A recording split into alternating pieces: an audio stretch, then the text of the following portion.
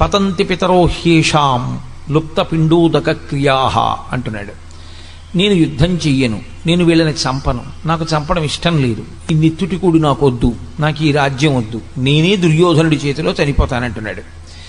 ఇటువంటి స్థితిలో ఆయన అంటున్నారు కృష్ణ పరమాత్మ, క్షుద్రం హృదయ దౌర్బల్యం. ఈ మాట అప్పుడు కాదు, కురుక్షేత్రంలో కాదు, ధర్మక్షేత్రంలో.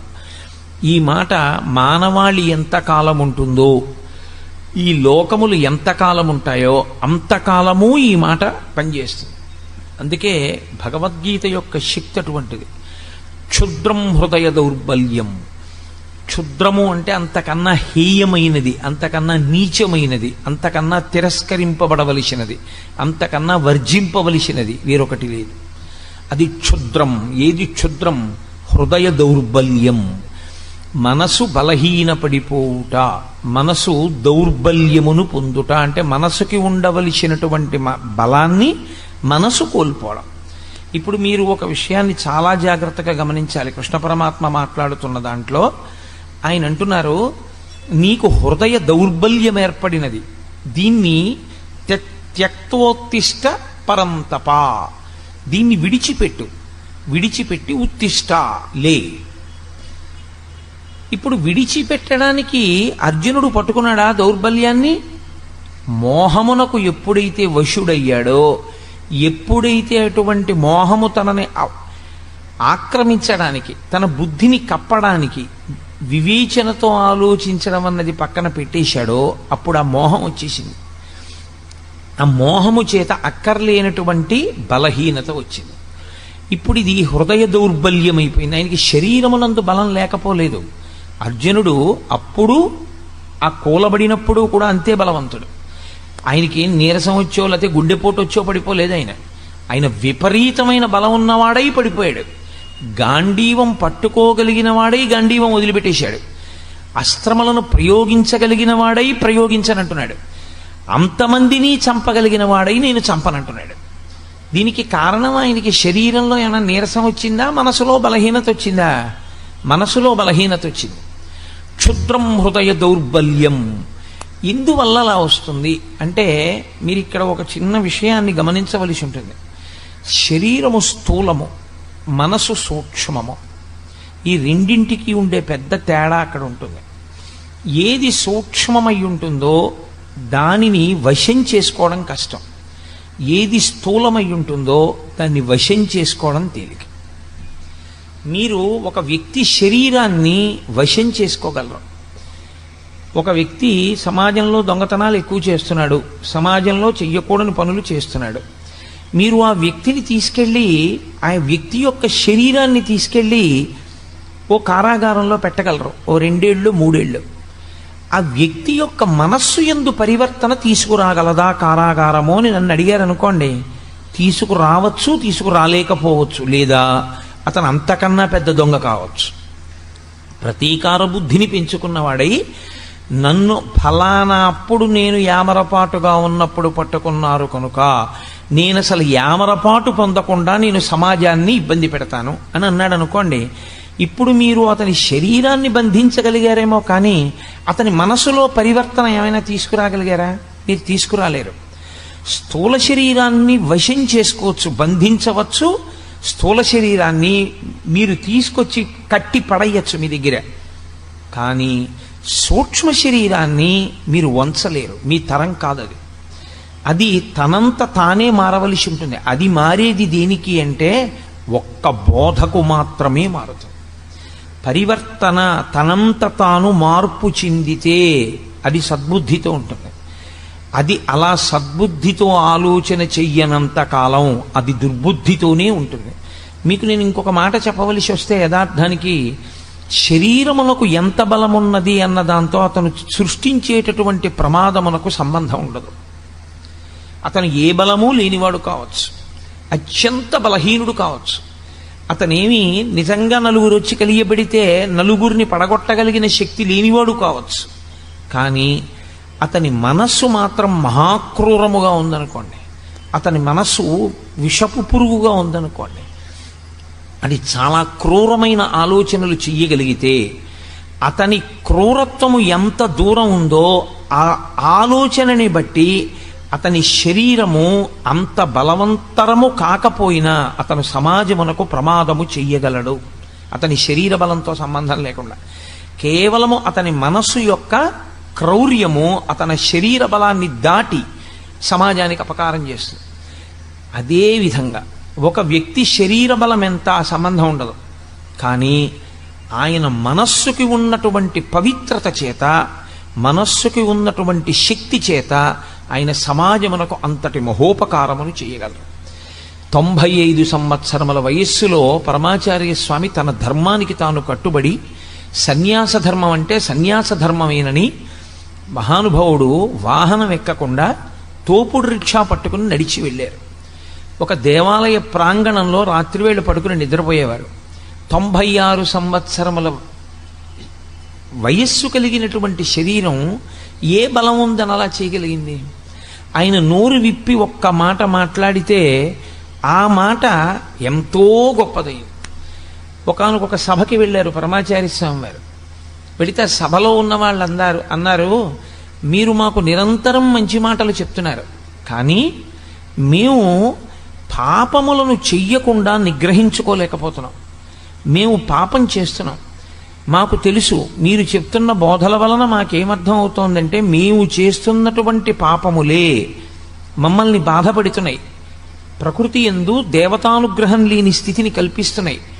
కాబట్టి మేము ఇప్పుడు ఈ పాపము నుంచి విడివెడకుండా ఉండలేకపోయిన స్థితిలో మమ్మల్ని మేము నిగ్రహించుకోవడానికి మీరు ఎంత బోధ చేసినా మా మనసుని మేము మార్చుకోలేకపోతుంటే మేమేం చెయ్యాలని అడిగారు. ఒక్కసారి చిరునవ్వు నవ్వి 1-2 నిమిషాలు ఆగి ఆయన అన్నారు, మీ అందరి కొరకు మీరు చేస్తున్నటువంటి పాపములకు ప్రాయశ్చిత్తంగా చెప్పవలసినటువంటి స్థానమునందు కూర్చుని నేను చెప్పినా మీరు వినలేకపోతున్నందుకు, మార్చుకోలేకపోతున్నామని నాకు చెప్పినందుకు, మారనటువంటి వాళ్ళకి చెప్పడమే కానీ మార్పు తేలేకపోయానన్న నా బాధ పోగొట్టుకోవడానికి వారం రోజుల్లో ఒక రోజు రాత్రికి నుంచి నేను ఆహారాన్ని స్వీకరించకుండా ఉపవాసం ఉండిపోతానన్నాడు. ఆ మాటకి అప్పటి వరకు మేము మారలేకపోతున్నామన్న వాళ్ళు 195% మార్పు వచ్చింది. ఇది యథార్థంగా జరిగిన సంఘటన. పవిత్రమైన మనసు కలిగిన వ్యక్తి ఎంత బలహీనమైనటువంటి మనస్సున్నవాణ్ణి ఉద్ధరించి బలవత్తరం చేసి తేజోవంతుణ్ణి చేసి చక్కగా సమాజానికి పనికొచ్చేవాడిగా చెయ్యగలడు. ఆయన శారీరకంగా ఎంత బలంగా ఉన్నాడు అన్న దానితో సంబంధం ఏమి ఉండదు. ఆయన మనస్సు ఎంత పవిత్రం, ఆయన మనస్సు ఎంత శక్తివంతం, ఇది ప్రధానమై ఉంటుంది. అందుకే సూక్ష్మదేహము యొక్క శక్తి ముందు స్థూలదేహము నిలబడలేదు. సూక్ష్మదేహానికి ఉన్నటువంటి వేగం ముందు స్థూలదేహం నిలబడలేదు.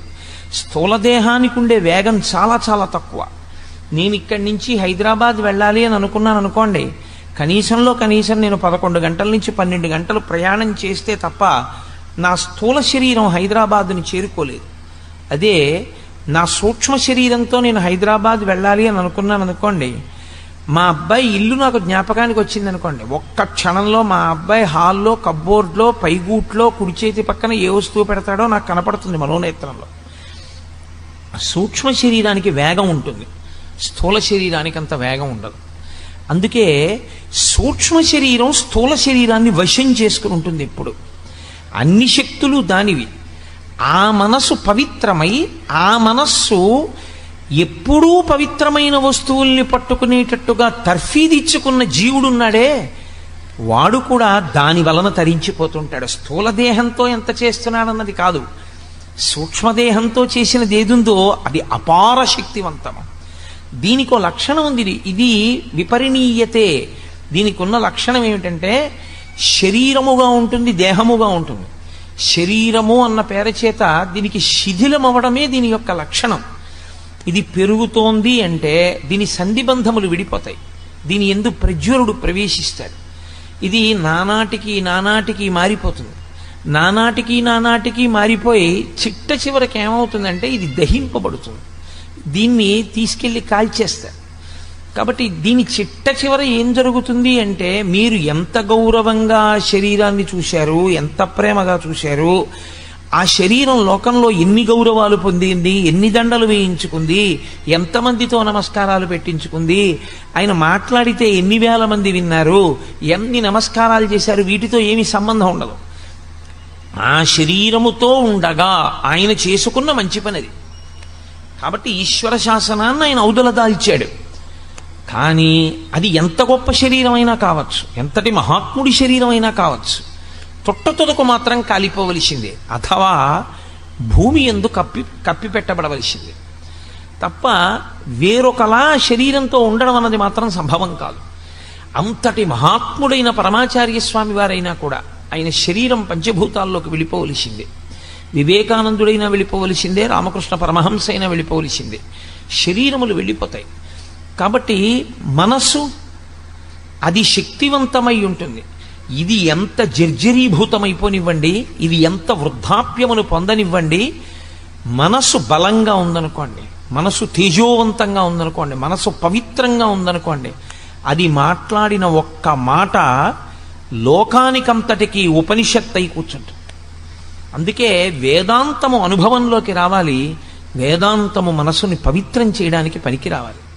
అనుష్ఠానమునకు పనికిరాని ధర్మము తాను ఆచరించడానికి, తన మనసుకు పట్టించుకోవడానికి పనికిరాని వేదాంతము తనకు అక్కరకు వచ్చేవి కావు. శుష్క వేదాంతం అని లోకంలో ఓ మాట, తాను ప్రసంగించడానికి మాత్రమే పనికొచ్చే వేదాంతం తనని నిజ జీవితంలో ఉద్ధరించేది కాదు. నిజంగా మనసుని పట్టిన వేదాంతం ఏదో అదే నిజంగా మనిషిని తరింపజేస్తుంది. రామకృష్ణ పరమహంస ఒక మాట చెప్తుండేవారు. వెనకటికి ఒక ఆయన ఉపన్యాసాలు చెప్తుంటే ఆయన బావమరిది గారు వచ్చేటింటికి, ఆయనతో పాటు ఉపన్యాసాలకు వెళ్ళి వినుస్తుండేవాడు. వచ్చి అక్కగారి దగ్గరికి వెళ్ళి, అక్క అక్క బావ ఎంత బాగా చెప్పారనుకుంటున్నావు, అబ్బో బావగారి మాటలు వింటుంటే ఇంకా పెళ్లి చేసుకోవాలనిపించట్లేదు, ఎంత గొప్పగా చెప్పారే అనేవాడు.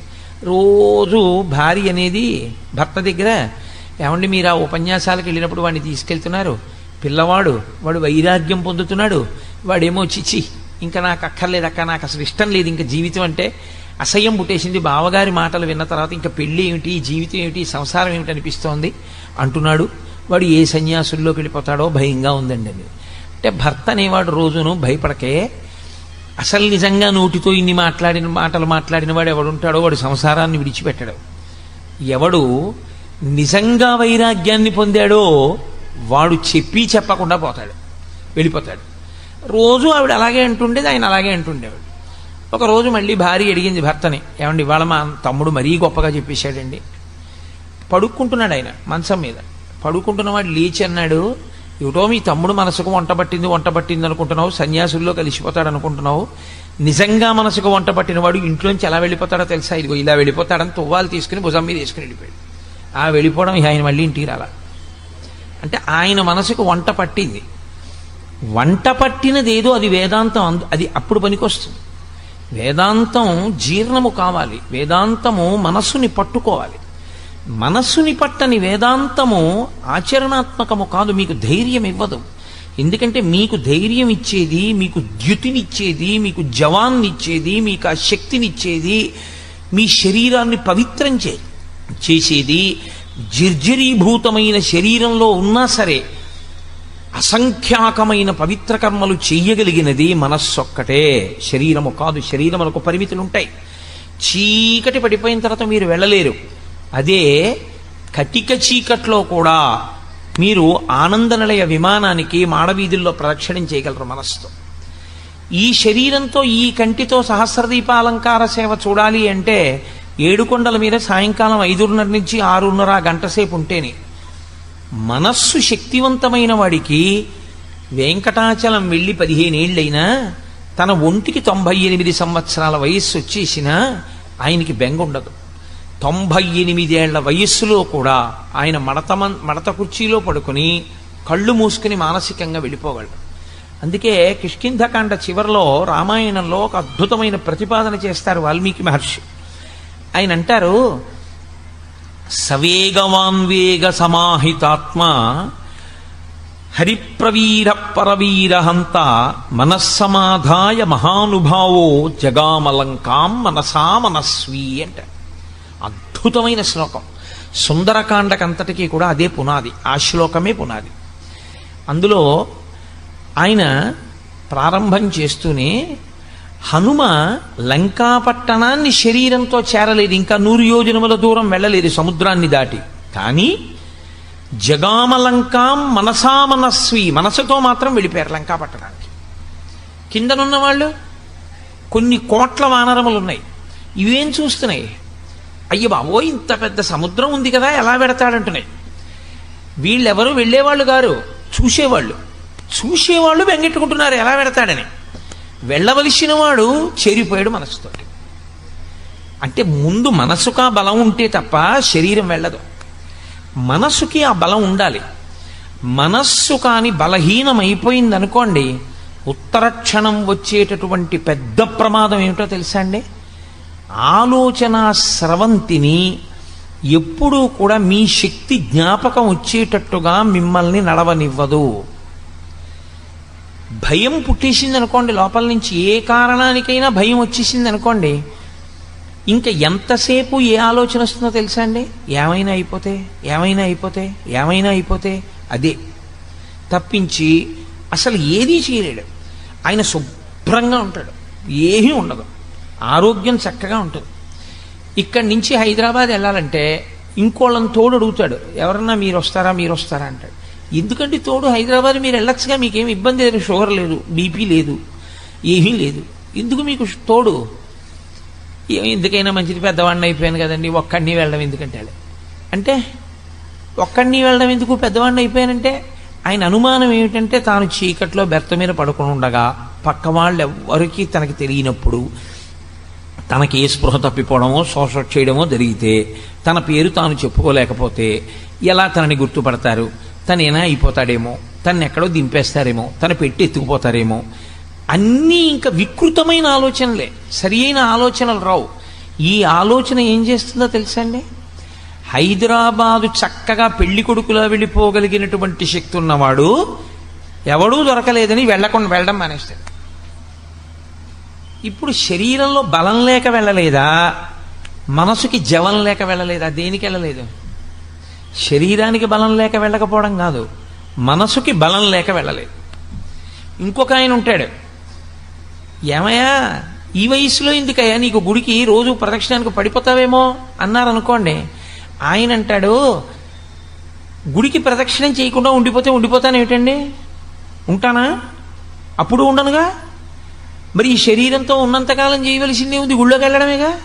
మరి ఆ గుళ్ళోకి వెళ్ళడం మానేసి ఇంక నేను ఈ శరీరాన్ని చూసుకుంటే ఈ తెప్ప ఇవ్వడం వల్ల వచ్చిన ఉపయోగం ఏమిటి? ఏటికి వరద వస్తోంది, నీ దగ్గర ఒక పడవ ఉంది, ఈ పడవలో ఏరు దాటేసేయి, ఏరు దాటేస్తే ఆవలిబొట్టుకు వెళ్ళిపోతావు. ఇక వెళ్ళిపోయావా, నిన్నేం చేయలేదు, ఎందుకంటే అవతల చాలా ఎత్తు, ఇక నిన్ను వరద ఏం చేయదు, కాబట్టి తొందరగా దాటు, ఏరు వరద వస్తే ఇంక దాటలేవు అన్నారు. ఒక ఆయన గబగబా తన పడవ తీసుకుని ఏరు దాటేశాడు. ఇంకొక ఆయన పడవ వంక చూసుకుని, ఇంత చక్కటి పడవ, ఇంత బాగా రంగులు వేయించాను, ఇంత కష్టపడి చేయించాను, ఇప్పుడు ఇటువంటి పడవలో నేను ఎడుతుంటే ఏమో ఆయన చెప్పాడు కానీ గంట వరకు రాదని, తీరా నేను బయలుదేరగానే వరద వచ్చేస్తే ఈ పడవ తట్టుకోలేకపోతే, ఈ పడవ గభాలన తిరగబడిపోతే, నేను ఆ పడవలో ఉండిపోతే, బయటికి రాలేకపోతే, ఈలోగా కొట్టుకుపోతే, పోనీ అన్నాడు కానీ అంత కొట్టుకుపోతామా, యువతల ఒడ్డు నుండి ఒడ్డునేగా ఉన్నాను అని పడవ ఎక్కకుండా పడవను దాచుకుని ఒడ్డుని నించున్నాడు. గంట అయిపోయింది, వరద వచ్చేసింది, పడవ పోయింది, తాను పోయాడు. ఏమిటి ఉపయోగం? పడవని ఉపయోగించుకున్నవాడెవరో వాడు ఏరు దాటుతాడు తప్ప, పడవని చూసుకుని మురిసిపోయి అయ్యి బాబోయ్ ఈ పడవ ఎక్కడ ఏమైపోతుందో, ఈ పడవ తట్టుకోదో అని పడవని దాచుకుందాం అనుకున్నవాడు పడవతో పాటే పోతాడు తప్ప పడవ తనకు ఉపయోగపడదు. పరమేశ్వరుడు ఈ శరీరాన్ని ఎందుకు ఇచ్చాడంటే దీన్ని తెప్పని చేసుకుని దాటు సంసార సముద్రాన్ని. దాటేటప్పుడు నీవు ఒక గొప్ప ప్రయోజనం కావాలి అంటే ఖచ్చితంగా కష్టపడవలసి ఉంటుంది. నేను ఒక ఉపన్యాసం చెప్పాలి అని అనుకుంటే, ఒక గంట సేపు మాట్లాడాలి అని నేను అనుకుంటే, ఒక గంట సేపు నేను ఇలా స్థిమితంగా కూర్చోవలసి ఉంటుంది. ఒక గంట సేపు నేను దేని గురించి మాట్లాడుతున్నానో దాని మీదే దృష్టి పెట్టవలసి ఉంటుంది. నా ఎదురుగుండా వీడియోగ్రాఫర్లు తిరుగుతున్నా, ఫోటోగ్రాఫర్లు తిరుగుతున్నా, వాళ్ళ పని వాళ్ళు చేస్తున్నా, అది నా దృష్టికి భంగపాటైనా, అది నా దృష్టి కేంద్రీకరణని పాడు చేస్తుందని నాకు తెలిసినా నేను చూసి కూడా దాన్ని చూడకుండా ఉండాలి. నేను దాని మీద దృష్టి పెట్టాను అనుకోండి, వెంటనే నేను ఏం మాట్లాడుతున్నానో పోతుంది. కాబట్టి దానికి నేను సిద్ధపడగలిగితే నేను గంట సేపు ప్రసంగం చేయగలను, లేకపోతే నేను ప్రసంగం చేయలేను. ఆ కష్టం నేను భరించవలసి ఉంటుంది. నువ్వు ఈశ్వరుణ్ణి చేరడం అనేటటువంటి గొప్ప ప్రయోజనాన్ని పొందాలన్నా, అథవా ఉత్తమ లోకాల్ని చేరుకోవాలన్నా, లేదా కనీసం మళ్ళీ మనుష్య ఉపాధిలోకి రావాలన్నా నువ్వు దీంతో కొంత కష్టం చేయవలసి ఉంటుంది. దీనితో నువ్వు ఒక ప్రసంగానికి వెళ్ళి కూర్చుని వినలేదు, ఎలా నీకు వస్తుంది శాస్త్రం? ఎక్కడి నుంచి వస్తుంది నీకు తెలియమంటే విషయం తెలియదు. నువ్వు పుస్తకం చదవవు, పుస్తకం ఇంట్లో ఉంది, పెద్దలు చదివించారు, చదువుకోగలవు. పుస్తకం తెచ్చుకోవు, పుస్తకం చదవవు, చదువుకుని అర్థం చేసుకునే ప్రయత్నం చెయ్యవు. మరి ఈ శరీరంతో నువ్వు ఎలా తరిస్తావు? ఎందుకండి దాన్ని చదవడం? ఇప్పుడు ఆ భగవద్గీత అంతా చదవకపోతే వచ్చిన నష్టం ఏమిటండి? రోజు చక్కగా టీవీ చూస్తాను, చూడు, అదిగో ఆ పడవని పట్టుకుని చూసుకుని మురిసిపోతూ గడిపేసి పడవ తాను కొట్టుకుపోయిన వాడు ఎలా ఉంటాడో అలాగే కొట్టుకుపోతాడు. ఈ తెప్పని ఎవరు వాడుకుంటాడో వాడు మాత్రమే ఏరు దాటుతాడు. ఆ ఏరు దాటడం అనేటటువంటి ప్రక్రియ యందు మనసు చాలా చాలా ప్రధానమైన పాత్ర పోషిస్తుంది. ఆ మనసు కాని దౌర్బల్యమునకు లోనైపోయిందనుకోండి, అది ప్రతి చిన్నదానికి కదిలిపోయి భయపడిపోయిందనుకోండి, శరీరమునందు ఉండవలసినటువంటి బలం అంతా ఉన్నా నిరర్ధకమే. ఎందుకో తెలుసా అండి? శోకమునకు కొన్ని లక్షణాలు ఉంటాయి. శ్రీరామాయణంలో లక్ష్మణస్వామి చెప్తారు రామచంద్రమూర్తితో, శోకో నాశయితే ధైర్యం, శోకో నాశయితే ధృతం, శోకో నాశయితే సర్వం, నాస్తి శోక సమో రిపుః.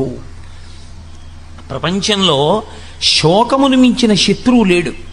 ఎందుచేతనంటే శత్రువు ఏం చేస్తుంటాడంటే ఎప్పుడూ వీడిని ఎలా పాడు చేద్దామని చూస్తాడు. శోకం ఏం చేస్తుందంటే ఎవరు శోకమును పొందారో వాణ్ణే పాడు చేసేస్తుంది. శోకమునకు వాడే శత్రువు. ఎవడు శోకమును పొందాడో వాడిని పాడు చేస్తుంది.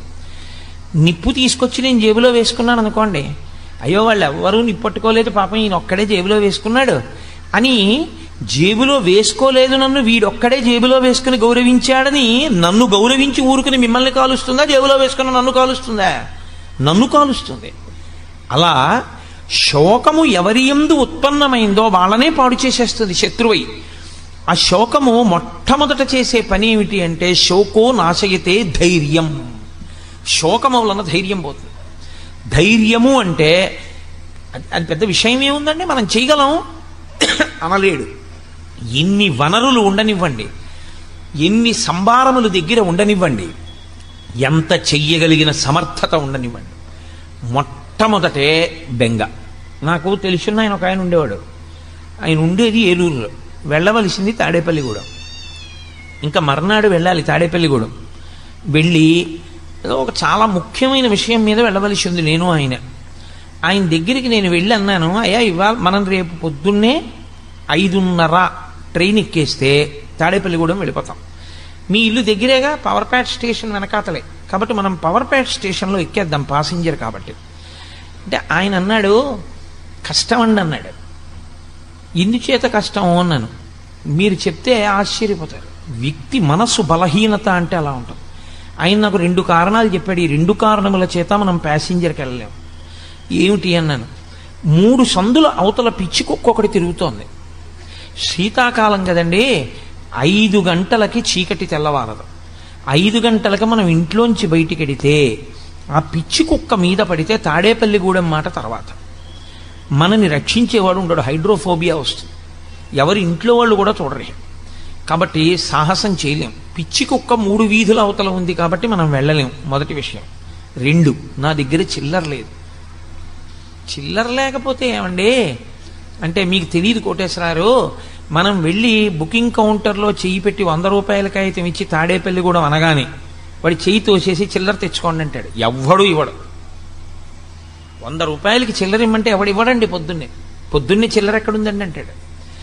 పోను కాఫీ తాగి చిల్లర పుచ్చుకుందంటే కాఫీ తాగితే చిల్లర ఎక్కడ ఇస్తామంటాడు. కాబట్టి ఇప్పుడు నేను చిల్లర తేవడానికి ఎవరింటికి వెళ్ళి అందరిళ్ళ ముందు నిలబడి అమ్మ 100 రూపాయలకి చిల్లర ఇవ్వండి ఇప్పుడే అడిగి పుచ్చుకోను. ఇప్పుడు వెళ్ళలేను, రాత్రి అయింది కాబట్టి 9 అయిపోయింది. పడుకునే వాళ్ళని లేపి 100 రూపాయలు చిల్లర అడిగితే బాగుండదు. రేపు పొద్దున్న చిల్లర ఇస్తాడని నమ్మకం లేదు కాబట్టి వద్దండి అన్నాడు. నేను తెల్లబోయి సరేలేండి అయితేనని చెప్పి నేను వెళ్ళిపోయాను. నేను నా కార్యంలో సఫలీకృతుడైపోయాను. నేను పొందవలసిన ఫలితాన్ని పొందేశాను. ఆయన పిచ్చి కుక్క తనని తరమకూడదు అని 7 గంటలకో 8 గంటలో అయిన తర్వాత బయలుదేరి ఉన్నాడు. ఆయన వచ్చేటప్పటికి అసలు పొందవలసిన ప్రయోజన సంబంధమైనటువంటి విషయం మూసేశారు. ఆయన పొందలేకపోయాడు. దానివల్ల అదే సామాన్యమైన విషయం అనుకుంటున్నారేమో, ఆయన జీవితంలో మళ్ళీ ఆ విషయాన్ని ఇక సాధించుకోలేకపోయాడు. అలాగే వెళ్ళిపోయింది ఆయన శరీరం. కాబట్టి మనస్సు బలహీన పడిందనుకోండి, మనిషి శరీరమునకు ఎంత బలం ఉన్నా వాడు పొందలేడు. 1,00,000 రూపాయలు ఉన్నాయి, 100 రూపాయలకి చిల్లర ఇవ్వలేదు అనుకోండి, ఉంచేసుకుని గూడెం టికెట్ ఇవ్వండి, పర్వాలేదు, నేను గూడెం వెళ్ళడం ప్రధానం, తీసుకుంటానండి అన్నాడు అనుకోండి, 100 రూపాయల చిల్లర వాడే ఇస్తాడు. అసలు ఏ ధైర్యం లేకపోతే ఏ పని చెయ్యాలన్నా ధైర్యమే, ఏ పని చేద్దామన్నా పిరికితనమే, ఇంకేం చేస్తాడు? అటువంటి వాడు ఏమీ చెయ్యలేడు. కాబట్టి శోకో నాశగితే ధైర్యం, శోకో నాశగితే శృతం. విన్నది జ్ఞాపకానికి రాదు. ఏది నువ్వు విన్నావో ఆ విన్నవేవి జ్ఞాపకానికి రావు. ఎందుకంటే శోకమును పొందినటువంటి కారణం చేత విన్నవన్నీ మరుగున పడిపోతాయి. ఆ భయ విహ్వలుడైపోయినటువంటి వాడికి ఎంత గొప్ప వ్యక్తుల దగ్గర ఎన్ని గొప్ప విషయాలు విన్నవాడైనా కానివ్వండి, సాక్షాత్తు ధర్మరాజు గారికి తమ్ముడు ధర్మరాజు గారితో కలిసి తిరిగాడు, కానీ ధర్మరాజు గారు చెప్పిన మాటలు గుర్తులేవు. కృష్ణ పరమాత్మతో తిరిగాడు, కృష్ణ పరమాత్మ చెప్పిన మాటలు గుర్తులేవు. ద్రౌపదీదేవి కురుక్షేత్రానికి ముందు ఏడిచిన ఏడుపు గుర్తులేదు, తాను ఎందుకు యుద్ధం చెయ్యాలో గుర్తులేదు. శోకో నాశయితే శృతం, శోకో నాశగితే సర్వం. ఇంకా ధైర్యం కోల్పోయిన వాడికి, పెద్దలు చెప్పిన మాటలు గుర్తురాని వాడికి, కార్యాన్ని నిర్వహించలేని వాడికి వాడు పొందగలిగిందే ఉంటుంది, వాడేమీ పొందలేడు. కాబట్టి వాడు సమస్తమును కోల్పోతాడు. కాబట్టి శోకో నాశగితే సర్వం నాస్తి శోక సమోరిపహు. లోకంలో శోకముతో సమానమైనటువంటి శత్రువు లేడు, ఉత్సాహముతో సమానమైన మిత్రుడు లేడు. లోకంలో అందరికన్నా గొప్ప మిత్రుడు ఎవరో తెలుసా అండి? ఉత్సాహమే. ఉత్సాహో బలవాన్నార్యా నాస్తుత్యాహత్పరం బలం సోత్సాహస్యాస్తి లోకేస్మిన్ నకించితపి దుర్లభం. అసలు ఉత్సాహం ఉన్న వాడికి దుర్లభం అన్న మాట లేదు. ఆ ఉత్సాహం ఉండి మనం ఎందుకు చెయ్యలేము, మనం చెయ్యగలం అనుకున్నాడు అనుకోండి, వాడు సాధించగలడు, వాడు ఆ ప్రయత్నం మీద పూనికతో నిలబడగలడు. అసలు ఆ ఉత్సాహమే లేనివాడు ఎన్ని సంభారములు ఉన్నా, ఎన్ని వనరులు ఉన్నా వాడు చెయ్యగలిగినటువంటి విషయం ఉండదు. కాబట్టి అది క్షుద్రం హృదయ దౌర్బల్యం. సిగ్గుగా లేదు నీకు ఈ మాట అనడానికి? కూలబడిపోతావా సిగ్గు లేకుండా? గాంధీవాన్ని విడిచిపెట్టావా? ఒళ్ళంతా చెమటలు పట్టాయా? భీరువు అయిపోయావా? భయపడిపోయానని చెప్తున్నావా? యుద్ధం చెయ్యనంటున్నావా? నీకు అసహ్యం పుట్టట్లా నీ మాటల మీద నీకు? కాబట్టి క్షుద్రం హృదయ దౌర్బల్యం త్యక్త్యోత్తిష్ట పరంతప, విడిచిపెట్టవు. చిత్రం ఏమిటో తెలుసా అండి? ఎవరు ఆ దౌర్బల్యాన్ని పొందారో వాడు విడిచిపెట్టాలి తప్ప పక్కవాడు విడిచిపెట్టు విడిచిపెట్టు విడిచిపెట్టు విడిచిపెట్టని ఎన్ని మాటలు చెవిలో చెప్పినా వాడు విడిచిపెట్టనంతసేపు వాడి ధైర్యం మళ్ళీ వాడికి రాదు. ఇప్పుడు అర్జునుడికి మళ్ళీ ధైర్యం కలగడం అన్నది ఎక్కడుందంటే ఆ మోహం పోవాలి. ఆ మోహం పోయి మళ్ళీ తాను ఏది స్మృతిని పొందాలో అది స్మృతిలోకి వస్తే, తన కర్తవ్యం ఏదో తనకి గుర్తొస్తే, తన ధర్మం ఏదో తనకి జ్ఞాపకానికి వస్తే, తాను చెయ్యవలసిన పని చెయ్యడానికి తాను ఉద్యుక్తుడైతే తాను చేసేయగలడంతే. కాబట్టి నువ్వు ఉత్తర క్షణం ఆ క్షుద్రమైనటువంటి హృదయ దౌర్బల్యాన్ని విడిచిపెట్టేసేయి. విడిచిపెట్టేసి ఉత్తిష్ట, లేచి అర్జున ప్రారంభించు యుద్ధాన్ని. ఉత్తిష్ట అన్న మాటకు అర్థం ఇక్కడ కేవలం శరీరంతో లేవడం కాదు. ఉత్తిష్ట అన్న మాటకు అర్థం పూర్వం ఎలా నిలబడ్డావో అలా నిలబడు. ఈ యుద్ధానికి వచ్చే ముందు ఎంత సంతోషంగా వచ్చావో, ఇన్నాళ్లకి నా పగ తీరుతోంది, ఇన్నాళ్లకి దుష్టబుద్ధి కలిగినటువంటి కౌరవుల్ని మట్టు పెడుతున్నాను, నా కర్తవ్యం నేను నిర్వహిస్తున్నాను, క్షత్రియుడనై పుట్టినందుకు దుష్టుల్ని సంహరించి ధర్మాన్ని నిలబెడుతున్నాను అని ఏ పూనికతో వచ్చావో ఆ పూనికను నువ్వు పొందు. ఆ పూనికను నువ్వు పొందావు అనడానికి గుర్తేమిటో తెలుసా? మళ్ళీ నువ్వు గాంధీవం పట్టుకు లేచి నిలబడాలి. పడిపోయిన అర్జునుణ్ణి లేవదీయడానికి 18 అధ్యాయాలు చెప్పాల్సి వచ్చిందండి. పడిపోవడం చాలా తేలిక జీవితంలో, పైకి లేవడం అంత తేలిక కాదు. మళ్ళీ పైకి లేవాలంటే, మానసికంగా బలహీన పడిపోయిన వాడు లేవాలి అంటే కృష్ణ పరమాత్మ లాంటి ఆచార్యుడు దొరకాలి.